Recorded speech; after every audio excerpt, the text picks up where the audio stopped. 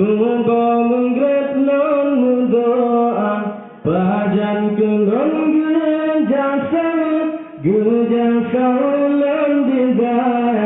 didaya ulun merah menerangkan seperjuangan nah yang pikir hana jali nu pikiran hana belanjang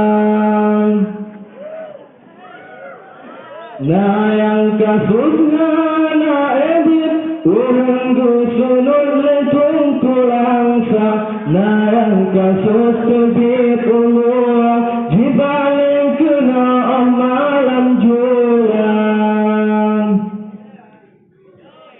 udah tidak cukup melatihnya kewandagana pemangan ayana dipacak badan jamuran kau marasia menyawa kesetikan dua berkain di bina payah nyokar mengenai apa yakin nyokar malimana purlakaya oh ya Allah oh ya Rabbi neberikan mampu bahagia udah di dalam payah pasti rezeki Allah yang kira oh ya Allah oh ya Rabbi dan neberikan malam derita cobaan yang kamu uji kamu hadapi sama-sama Karab situlun merate sudah menggetlon mendoa pajan kelon gejasa ulun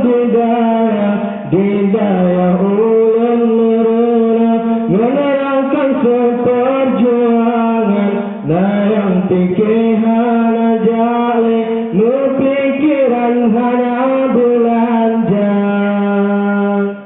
nah yang kasusnya na edit urung gusunai tungkulangsa nah yang kasus kebit ulua dibalik kena amalan jualan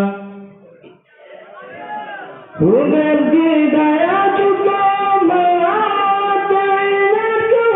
kewandagana pemangan ayana dipacak badan jamuran kau marasia menyawa kesetikan dua berkain di bina payah nyokar mengenai apa yakin nyokar malimana purlakaya oh ya Allah oh ya Rabbi neberikan mampu bahagia udah di dalam payah pasti rezeki Allah yang kira oh ya Allah oh ya Rabbi dan neberikan malam derita cobaan yang kamu uji kamu